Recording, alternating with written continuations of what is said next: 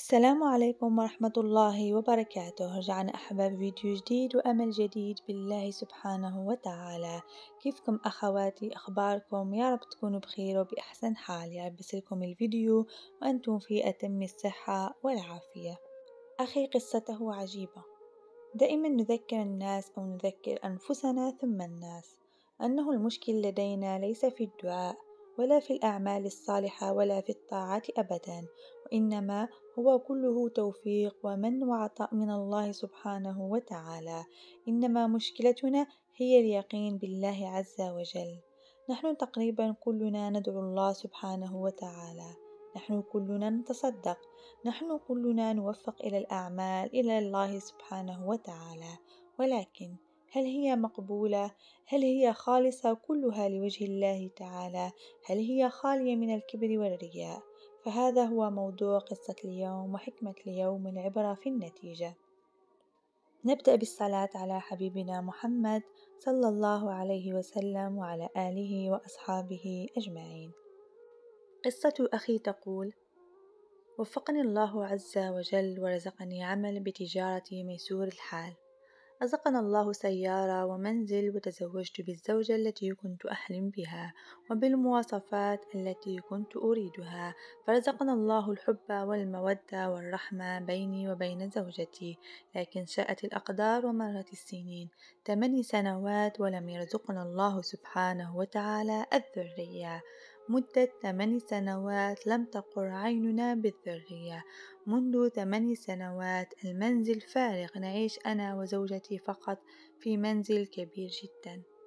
حتى في يوم من الأيام يقول: جربنا كل شيء، الطب الشرعي النبوي، طريقة الأنابيب، سافرنا خارج الوطن لكن بدون جدوى لمدة 8 سنوات. ولما قمنا بالتحليل أنا وزوجتي تبين أن المشكل في أنا، العلة والمرض كان والسبب عدم الإنجاب مني. ففكرت أني ظالم زوجتي وأريد أن أطلقها حتى لا أظلمها. فهيأ لي ربي سبحانه وتعالى أمر، فناديت أخي الزوجة وتحدثت معه أنه أنا لا أنجب وأننا في مدة 8 سنوات لم يرزقنا الله، ولا أريد أن أظلم زوجتي معي وأحرمها من الأطفال. فقال لي: لا تطلقها ولا تتركها. فقلت له: أريد أن تساندني وتتكلم مع زوجتي أختك بالطريقة المناسبة. في يوم غد ذهب لزيارة أخته وقال لها: إنكم في 8 سنوات بدون ذرية، 8 سنوات والمنزل فارغ لا يوجد أطفال وأنت ما زلت صغيرة، لماذا لا تطلقين زوجك وأن تفرقا يغني الله كل واحد منكما؟ قالت له: أبدا، هو زوجي حبيبي قرة عيني. وقالت: لا أريد أطفال من غيره، أريد منه فقط. يا الله، قيمة الحب والوفاء لزوجها. هذا هو الحب الذي أوصانا عليه الرسول صلى الله عليه وسلم. قال: على قدر ما زادت قيمتها في نظري على قدر ما تألمت. حتى في يوم من الأيام ألهمني الله سبحانه وتعالى بشيء، وجلست مع زوجتي وقلت لها: سوف نعمل مشروع أنا وأنت فقط. ظنت أنه مشروع تجاري. قال لها: نكثر من الاستغفار ونكثر من الصدقة وقيام الليل، يعني من يستيقظ أولا يوقظ الآخر. اسمعوا يا مظلومين، المحرومون من الذرية أو من أخذ لكم حقكم. يقول سبحان الله: إذا اشتريت أكل اشتريته للأشخاص في العمل معي، وإذا اشتريت ثياب أو ألبسة أو ثلاجة أو أي شيء اشتريت منها وأتصدق بهم على الأرامل واليتامى والمحتاجين. ويقول قيام الليل: لو كنت أستيقظ أولا أوقظ زوجتي، واستغفار من يستغفر أكثر ومن يصلي على النبي صلى الله عليه وسلم أكثر. ليست المسابقة وإنما ترغيب في الطاعات. رمضان 2023 الذي مر يقول: في منتصف رمضان زوجتي لم تأتيها العادة الشهرية أعزكم الله، وقلت لها: لو تعمل التحليل. قالت: دعنا لا نتكلم على الذرية ونطمع أنفسنا.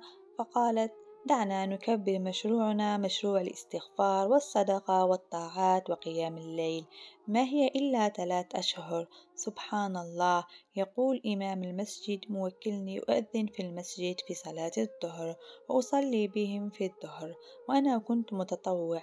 يا لحظهم من خدم بيوت الله. يوجد ناس ينظفون بيوت الخلاء المساجد، ويوجد ناس سباقين للصدقة في المساجد. يقول سبحان الله: شغلت الميكروفون من أجل أن أؤذن، فاتصلت زوجتي، هل أجيبها أم لا؟ ويا ليتني لم أرد عليها. لما رديت عليها بدأت تصرخ وتبكي، وأنا أقول لها: خير إن شاء الله، خير إن شاء الله، ماذا يوجد، ماذا حصل؟ قالت لي: يا زوجي أبشر أبشر، أختي زارتني وأحضرت لي تست الحمل، وتبين أنه إيجابي وأنا حامل. قال: والله العظيم آذان اللي آذنته ناس تعجبت.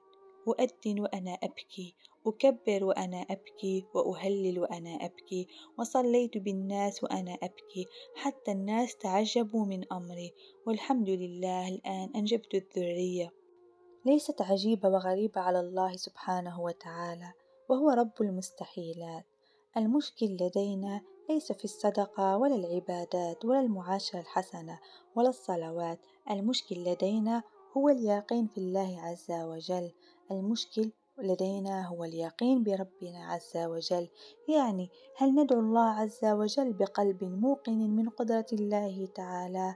عمر رضي الله عنه قال: أنا لا أحمل هم الإجابة، ولكن أحمل هم الدعاء، فإذا ألهمت الدعاء فإن الإجابة معه. لا أقول أجرب حظي، لا تعجل، أصدق، ثق بالله، لأن الله عز وجل قادر على كل شيء. لكن كيف هو دعاؤنا نحن؟ كيف هي صدقتنا؟ نتصدق ثم تنشر الصدقة فيديو وإشهار: انظر أنا تصدقت، أنا فعلت، أو تعاون المحتاج، ثم تكشف وتمن عليه، أو تساعد أرملة ثم تعذبها. اليقين في الصلاة. هل صلاتنا خشوع وخضوع؟ الصحابة كانوا عندما يدخل إلى الصلاة لا يسرح. نحن عندما ندخل إلى الصلاة نسرح ونفكر في المطبخ والأكل والأطفال وأشياء دنيوية. قراءة القرآن. نحن نقرأ، ختمت سورة البقرة، لكن لم تفهم معناها أبدا، ولم تتدبر في آياتها. المشكل في اليقين. عندما نرفع الدعاء إلى الله عز وجل نتردد ونقول: هل يستجيب الله لنا أو لا؟ نشكك في قدرة الله عز وجل. شاركوا هذا الفيديو، أجر لنا ولكم، وحتى الكل يستفيد في زمن كثرت فيه السلبيات. وتعالوا نعمل مشروع مع الله سبحانه وتعالى، ونجدد يقيننا مع أنفسنا بالله سبحانه وتعالى، ونذاكر ونتعلم ونجالس المشايخ والأئمة، ونسمع هذه القصص عن اليقين، حتى قلبنا يتعلق ليس بطبيب ولا بأدوية، بل بالله جل وعلا. حفظكم الله ورعاكم، أستودعكم الله، والسلام عليكم ورحمة الله وبركاته.